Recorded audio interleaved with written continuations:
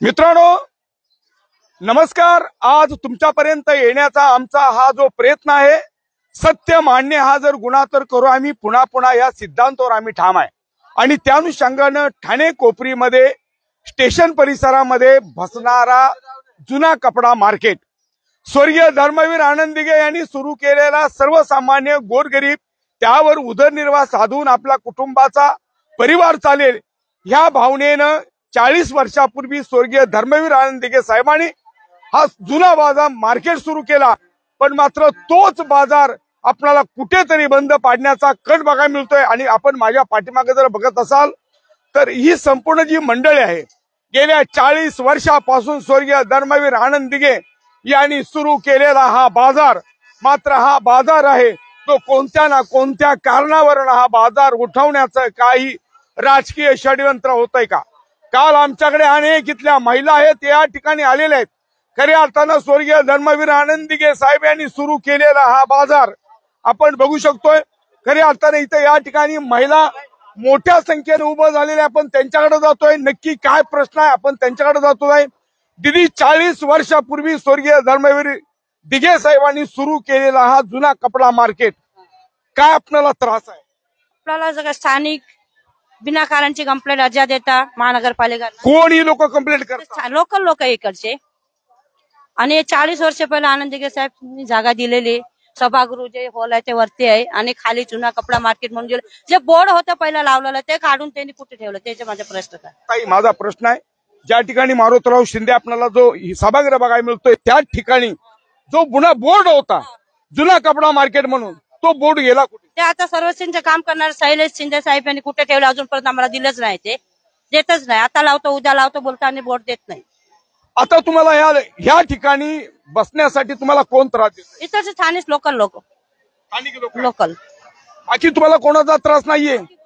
माझ्यावर दुसऱ्या ताई जोडलेले ताई, आपण अनेक वर्ष या ठिकाणी आपण हा व्यवसाय करताय, काय आपल्याला गोष्टीचा त्रास आहे? तेच येते लोक राहते ना तेच त्रास देते, आमचे कंप्लेंट लावते लोकांना, असे म्युन्सिपालिटी लोकांना कंप्लेंट लावते, आमचे कपडे उचलते हॉलमध्ये। हा बाजार किती वाजता भरला जातो? आता 5:30 वाजता, पहाटे 5 वाजता हा बाजार भरला जातो आणि किती वाजता संपला जातो? 7:30 वाजता 8 वाजता सगळं साफ होते। हा पण मेन प्रश्न कसं आहे दादा, सगळं माल उचलते इथं हॉलमध्ये, हे हॉल आम्हाला दिलेला आहे तो कशाला आम्हाला त्रास भेटते एवढा? आणि आमची बिना कारणाची अशी कशाला हे लोक कंप्लेंट देते? आम्ही गरीब लोक आहे, आमचा धंदा जे आहे, आम्ही हे धंदा नाही करणार तो खाणार काय? आम्हाला दुसरं काही काम आवडते नाही।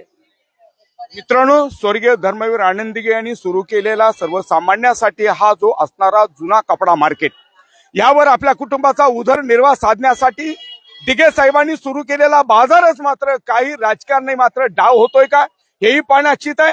खऱ्या अर्थानं आज नक्की काय घडतंय हे तुमच्यापर्यंत दाखवण्यासाठी आम्ही आलोय। बघू आपण कोण? मी ठाणे महानगरपालिकेत कामाला आहे। अच्छा, आपण इथं कलेक्शन करतो महानगरपालिकेचं। आपण महानगरपालिकेचं कलेक्शन करतो। किती यांच्याकडून पैसे घेतो? हे 5 5.5 कधी 5 5.5 कधी अशी जसे पब्लिक बसेल तशाप्रमाणे पब्लिक पैसे एका व्यक्तीकडून आपल्याला 10 रुपये मिळतात। हा, एका व्यक्तीकडे 10, असे घरातले दोघं तिघं असतील तर 10 रुपये आपल्या पावती असते। महानगरपालिकेची पावती आहे, ही महानगरची पावती आपण त्यांना देतो 10,000 रुपये त्यांच्यावर जमा करतो। महानगरपालिकेला आपण रोजचे 5 5.5 हजार उत्पन्न देतो रोजचं। मित्रांनो, ठाणे महानगरपालिका हे गोरगरीब जी जनता यांच्याकडून दररोज 5,500 रुपये दररोज सकाळी केवळ 5 वाजता भरणाऱ्या बाजारातून सकाळी 8 वाजेपर्यंत 5,000चं दिवसाचं इन्कम आहे तो ठाणे महानगरपालिकेला भेटत असून बी ठाणे महानगरपालिकेतली काही माणसं यांना जाणून का देतात आपण बघू शकतो। खूप चांगली लोक आहेत, आपल्याला बघितलं हे सगळे सहकारी मित्र असतील तर मात्र हे जी ठाणे महानगरपालिकेचा माणूस काम करतोय त्यांनी सांगितलं की इथं दररोज आम्हाला 5-5.5 हजार एवढा इन्कम असताना मात्र यांना त्रास का दिला जातोय? मारुतराव शिंदे यांचं असणारं सभागृह माझ्या पाठीमागे आपण लाईव्हच्या माध्यमातून बघताय, हे सभागृह आहे। या सभागृहाच्या तळालाही सर्व मंडळी आहे ते आपला सर्व या ठिकाणी आपल्याला जुना जो कपडा असेल पण तोच जुना कपडा आहे तो स्वच्छ असतो ठेवला जातो तरी देखील मात्र या लोकांना त्रास होतोय। माझ्याबरोबर अजून कोण बाकी इतर मंडळी नक्की काय जोडलेले? हे सर्व गरीब स्थानिक लोक आहेत, ते आपल्या पोटापाण्यासाठी रोजचं आज कमवते लोक उद्या खाऊ शकतात अशी यांची परिस्थिती, दुसऱ्यांचं निवारण काही नाही, ह्याच्यावर यांचा प्रपंच चालतो। खरी अर्थ आपण बघू शकतो ठाणे महानगरपालिकेमध्ये काम करणाऱ्या लोकांना सुद्धा माहित आहे की ही जी लोक आहे ती इतभर पोटाची खळगी बांधण्यासाठी पहाटे 5 वाजल्यापासून ती सकाळी 8 वाजेपर्यंत हा बाजार केला जातो। पण मित्रांनो, हा जो बाजार आहे तो कुठेतरी मिटवण्याचा प्रयत्न होतोय का? ह्या गोरगरिबांच्या पोटावरती पाय कोण देतोय? मित्रांनो, राजकारण झालं पाहिजे, पण मात्र ते राजकारण आपल्या राजकारणामुळं गोरगरिबांच्या हाल होत असतील, गोरगरिबांच्या जर पोटावरती पाय येत असेल तर ते राजकारण कामाचं नाही।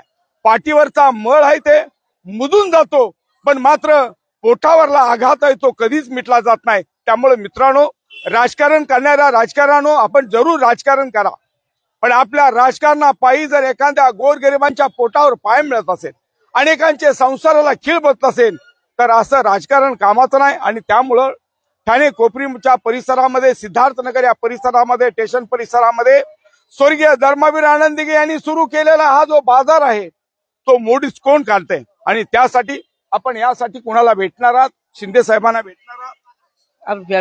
हाँ भेटू शकते, हाँ भेटणार।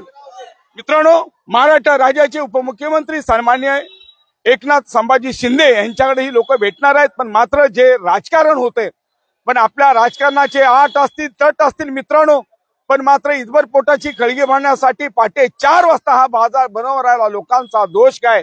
त्यामुळं ठाणे महानगरपालिकेतले अधिकारी असतील, आपणाला कोणी वारंवार कंप्लेंट करत असेल, पण मात्र या लोकांचा विचार करा आणि म्हणून यांच्या मनातले आघात तुमच्यापर्यंत पोहोचवण्याचा नवकेसरीचा छोटासा प्रयत्न। कॅमेरामॅन चेतन तेलुगुडेसह मी रिपोर्टर सागर पाटील, ठाणे कोपरी।